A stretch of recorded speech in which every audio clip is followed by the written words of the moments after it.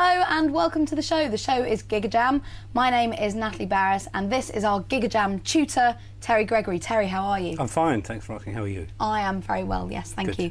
Now, there is a course and it is called the Essential Bass Skills course. Absolutely right. How many lessons will there be? 10 lessons. Okay, 10 lessons of part 1. We're not going to start that right yet though. We're going to do an overview, an introduction. Good idea. To the bass, as it were. Great. What do I need to follow this course? You need a bass. Show me what a bass looks like. You've got one right there. Okay. And I've got one right here. Pick that one up. Good idea. All right, so what do we... There's my bass. What is a bass guitar? This is a bass guitar. It's got 4 strings. It's got various bits of technology all over it. Mm-hmm. We should describe all that stuff. Yeah, can I just say something? You can. You're holding that the wrong way around. From what little I know of guitar You think playing. it should be like that. Am I wrong or am I wrong? No, you're kind of right and wrong. But that's the way it should be held. But when I left school and got a bass, at that time you couldn't get left-handed basses. So I just got a bass from somebody, borrowed a bass from somebody and practiced it, and that was it, joined the band. Mm-hmm. So I'm very left-handed, so I just played it all very left-handed. These days, of course, you can get left-handed basses, so you don't have to worry about banging your arm on the controls or the lead or anything. It's all very well balanced. Okay. At the moment, I'm just sitting down, but if I'd strapped it on and all that stuff, you know, it would all be... So I'm kind of playing upside down and back to front and everything. Okay. So... All right, so what makes it a bass guitar as opposed to an electric normal guitar? Yeah, good question. Electric guitar's got 6 strings and this has got only 4. I guess the main difference is that electric guitar, they'd be playing chords and melodies and solos and improvising. Not that the bass doesn't do that, but at this kind of foundation level, grade 1, you're more involved in sorting out the rhythm, you know, in the rhythm section with the drums, making sure that the music's grooving or rocking or whatever it's supposed to be doing. So the bass provides much more of a foundation, it's more rhythmic. You often play one note at a time, that kind of stuff. What's the difference in sound, sort of pitch variation? Yeah, good question. The bass is written, the music for bass is written in bass clef, obviously, and it's a kind of a low sound. Let me demonstrate. Quite low, that's the low E string, the thickest string on the bass. And if I play that E a bit higher on the bass, so the range of the bass is much lower than the guitar. The guitar's usually, the music's written in treble clef, and obviously for melodies they're played much higher so they sound clearer for people. This is normally down the bottom end of the band with the drums in the engine room. Yeah. In fact, we've got a picture of a bass, if I may, on Sure. on the Gigajam material. So these are the course notes that we can get with it. Yep. They're in lesson 3, those course notes, and as you can see, it's a very detailed diagram of this very bass, and it's got an explanation which we can kind of run through of all the hardware on the bass. All right, where do we begin?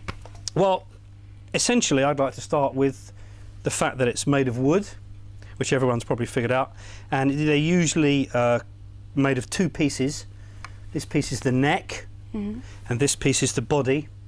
And then they're usually joined by being glued and then bolted, so it's a nice secure fitting. Turn me over, turn me over, turn the guitar over. Let's have a look at the back of that. There you go. All right, so that's just joined on there. Any problem with that falling off or anything like that? Shouldn't do, I've never had any problem with that. I mean, they're usually well made, you pay good money, and they usually take care of that stuff for you.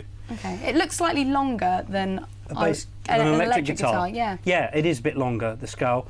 Not quite as long as a double bass or something, which would be even longer like an orchestral acoustic bass, but definitely longer than an electric guitar.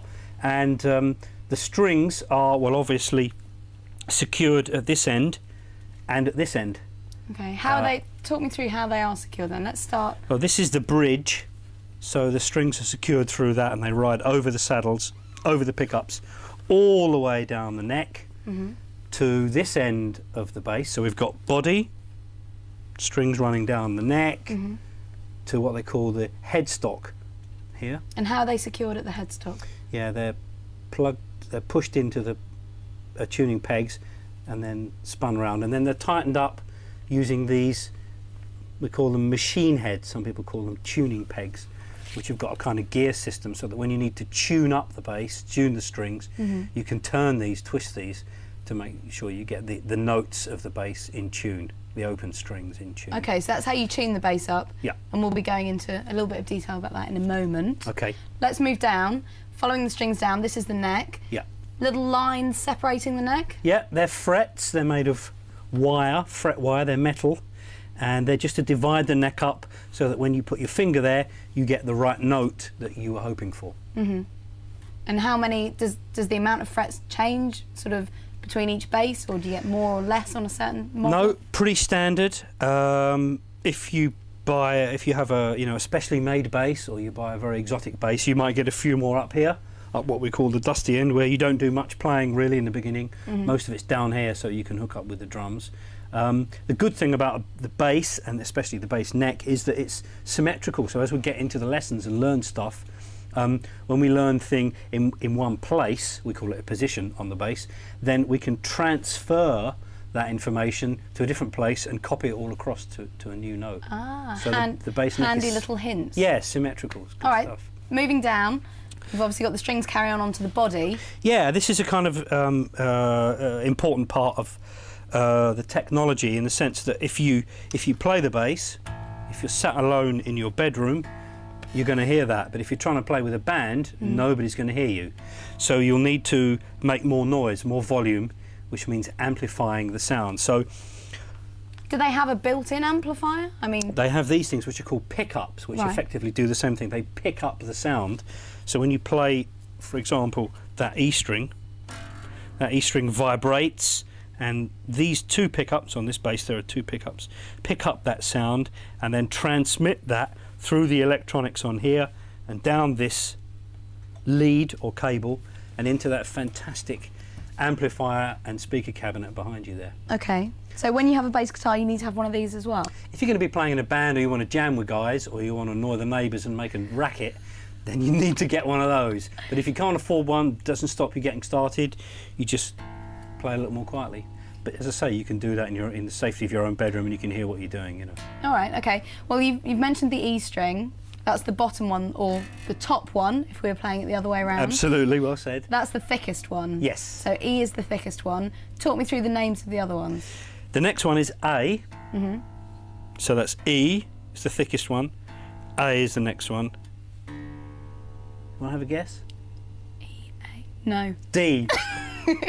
And the thinnest one, which is for me at the top, is the G string. It made sense to me because this E string is the thickest one, and it's the lowest or deepest sound, the bassiest sound. So That's to me, interesting. it made sense that it was at the bottom, and when I played up, I came up through the sound spectrum, as it were, higher noises. But of course, I'm doing everything wrong, as we discussed just now, and it should be like that way around. Okay. You were twiddling those little silver dials up there. Yeah, What do they do? they make it sound louder. I like. So each of these, on this particular bass, each of these knobs, these volume knobs or volume controls, do exactly that, control the volume. So if I play with none of them on, you get no sound. If I turn one on, you get a bit of sound. If I turn that off, you get no sound. If I turn the back one on, back pickup. So these pickups have separate volume controls. Different basses have slightly different configurations. The one that we've got on the Gigajam example has a separate volume controls as well. So usually the best thing to do is turn it full up and play. And the third one is that? And the back one is a kind of a tone control. So it's like the sort of thing you'd have on your stereo or your hi-fi at home or in the car. Or it just makes it sound more bassy or a bit trebly, quite difficult to hear in the studio here, the way it's set up. This bizarre thing you probably won't see on most basses. If you look at your bass, it doesn't have one of those on. This is an interface, a piece of technology to allow this bass to speak to computers and access the Gigajam information for the lessons later on. So that's kind of an unusual, and this extra pickup on here is simply to power that. Ah, so that's what we'll be talking about in part 2. How do I tune my guitar? You said that's an E string, and obviously when it's in its open position, that's the note it should play. What if it doesn't play the E? Oh, that means you're out of tune. So we need to tune up the bass. How does one tune up the bass? Best way is to use a tuner. So Like a fish? Not that, it's spelt slightly differently, I believe. And this is the tuner we're using today. This equipment does a lot of stuff, but we're just going to use the tuner function. So I'll push tuner function, switch the bass on, and play my E string. Usually start with the E string. You can buy a tuner for about £20 or something. All right, that's quite good. Yeah, maybe a bit more than that. And often if you buy a starter pack, I'm just tuning here as we do it, if you buy a starter pack, they'll give you a bass and lead, cable, strings, tuner, maybe put it all in a case. So there we go, there's the E. Okay, so does it matter if you tune up or tune down? You see where it is first, so happily here it's on E, so I haven't got any problem, but let's just knock it out of tune by lowering, flattening, slackening off the string. So now it says D, which is obviously wrong, because that open should be an E. So we'll tune it up by tightening the string, and it should come up to E anytime soon. I'm trying to lose the red lights and get me a nice green light, and then I'm in business. If I over-tune it, I'll go past, get an F. That's slightly sharp, yeah. You following me? Yeah, slightly sharp, good. And then go back, and finally get the E. I'll settle for that, I think. And then I would repeat that process for all the other strings, the A string, the D string, and the G string. Get them all in tune, and then switch the tuner function off. And then I'm ready to rock and roll. And you're ready to go. All right, well, in the break, I shall let you do that. And after the break, in part 2, we will indeed still be here, getting ready to rock and roll. Join us in part 2. Hello and welcome back to part 2 of our introduction to the Essential Bass Skills course, part 1. I'm Natalie Barris, this is Terry Gregory. Terry, before the break, we were getting basic, were we not? We were analysing the anatomy of the bass guitar. Now I want to talk more about this setup, the Gigajam Thang. So talk me through Gigajam. How does it work? What's it all about? Well, the good thing about Gigajam is the kind of structured pathway, so that you do a lesson, you have some fun, you learn some stuff, and then at the end of the lesson, you look forward to the next lesson. And the next lesson picks up from where the first lesson left off, so there's no kind of black holes, there's no gaps. It's a very logical kind of pathway, which should guide you right through from lesson 1 through to lesson 10, at which point you're grade 1 bass player. You're a grade 1 bass player. Okay, so it's step by step. Good phrase, yeah. When we look at the lessons, what kind of structure would they take? Yeah, each lesson has a very clear focus. You know, there's a kind of list of objectives, little bullet points. Maybe we should put up a lesson and have a look. Are you happy for me to go on the computer here? Yeah, sure, do that. Go ahead. You trust me? Let's have a look. All right, so See how it looks. This is lesson 1. There's lesson 1, and you can see the objectives. All right, understand and be able to count quarter notes. So that means that will talk to you in the text of the lesson about quarter notes, explain what they are. Yeah, understand root bass notes. Right, so again, those letters which are emboldened, in bold or heavy dark text, are kind of key words that they're pointing out, that you should try and retain some detailed understanding of those words. Okay, and then another learning objective, introduce the bass notes of A and G, played on both fretted and open strings and on open strings. Right, so talking how and where to find those notes and the alternatives about where to play them on the bass, and guiding you through that step by step, giving you fingering, giving you a picture of the bass neck. Perhaps if we scroll down a bit we can have a look. Okay, well we don't want to give too much away, do we? Because well, that's true. We want you to tune in for lesson 1. So that's a good thing about Gigajam. The other good thing about it is that it gives you a chance to try stuff out for yourself. What do you mean by that? If you look here in exercise 1, there are these icons. So each of those icons accesses a media file. The first one is a video clip of somebody playing that very first exercise. So if you click on that, Natalie, then that will dial up, there it comes, the video box. And pretty soon a bass player will appear, as if by magic, playing that very first example. I can hear him, I can see him. There he is. So if you're anything like me, when I first got started playing, I learned a lot by watching other people, copying, mimicking other people. So it gives you a great opportunity to do that, look at somebody, watch him again, and then pick up your bass and say, I'm going to try and do that myself. So here's the bass we used earlier. We talked quite a lot, as you said earlier, about the anatomy of it. One of the things that we should look at in a bit more detail that we didn't do earlier is the fact that this bass is MIDI enabled. It's got an extra pickup here, which isn't standard on a bass guitar when you buy it from the shop. So you'd have to sort this out separately. Well, how could you get one of those? Where do you get them from? Well, from any good music shop where they've got, you know, MIDI equipment.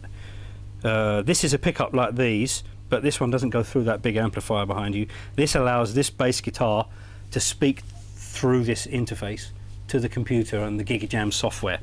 So there's the pickup, it picks up the sound into the converter, down the MIDI lead, and into the wonderful virtual world of computers and software. All right, so how can that benefit us, the fact that our computer can understand or can read what we're playing? Yeah, good question.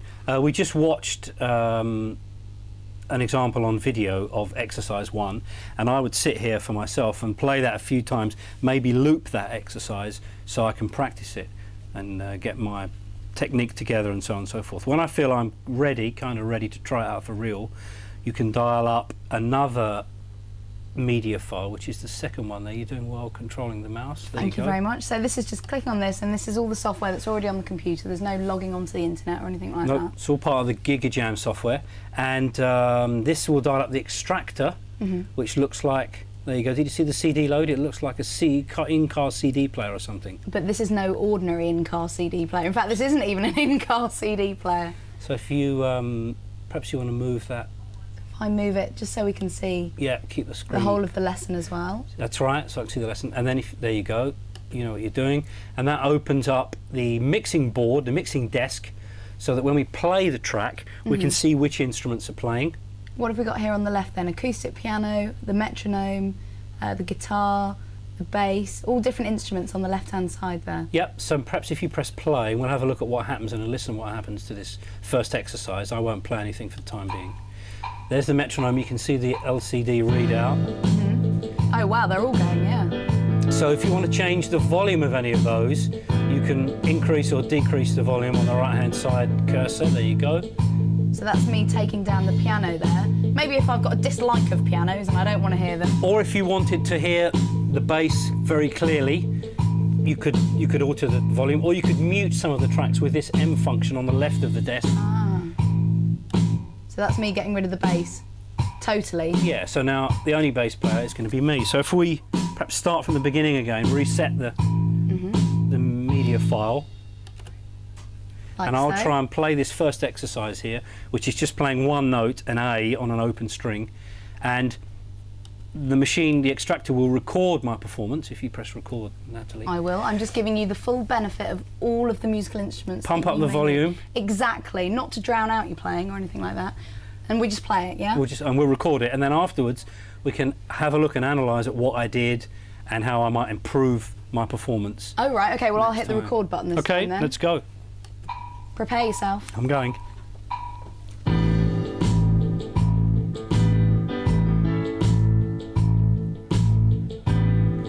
So just playing one note at a time, the A, which is exercise 1 from lesson 1. Trying to keep in time. Remember what I saw on the video clip. Listen to the rest of the instruments.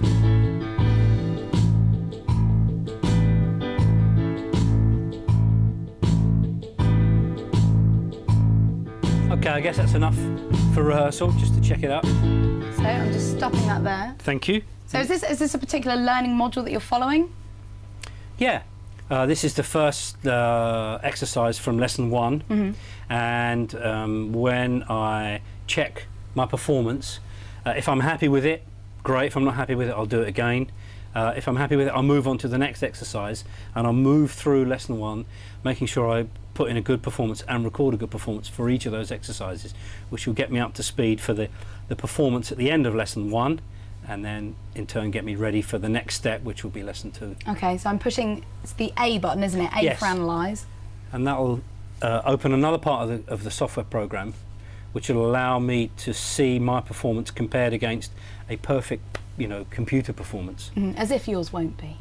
We'll see. And this is all through the MIDI lead, isn't it? Yeah. This is what this technology is for. Does it matter that I stopped it, didn't I? I mean, we didn't get to the end of that exercise. Is that going to have any bearing on anything? Probably means I'll get a really terrible mark because I didn't complete it, and so I won't have a chance to average it out. Okay. So if you look at the top one, that's the computer version. Ah, the black and grey one. Yeah, up the there. first bar was where the clicks were. You said you could hear it. Yeah. And the black is the notes, Just there. and the grey is the note length. So you let the note ring for a right amount of time before you play the next one. Mm-hmm.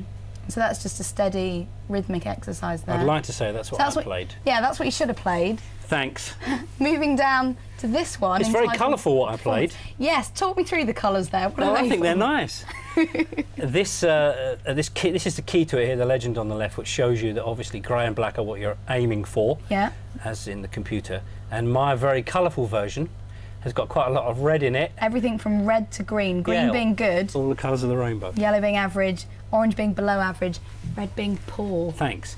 And so I probably am going to, since I scored 21.53, I'm probably going to have another go because I'm not really happy with 21.53. So the beauty of Gigajam now is we go back to the extractor. We don't keep this performance, and I'm going to do take 2 and try and get it even better. Okay, I want to keep talking about this. I bet you do. You've got obviously the notes that you played on the bottom line. Yeah.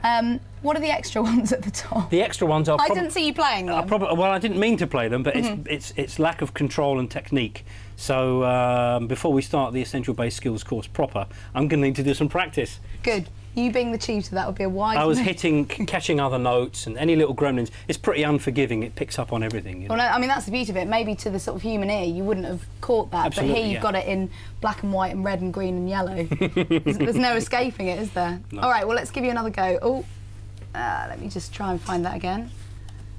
Actually, I'm not a very computer literate person, but I'm You're actually doing finding very this well, yeah. not too bad. So So we're gonna let's record. reset that. Hitting the red record button.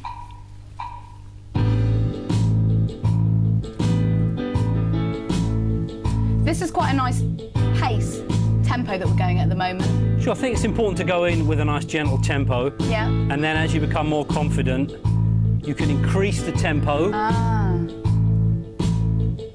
when you feel like you're getting somewhere and you want a bit of a tougher level. Yeah. All right. Great.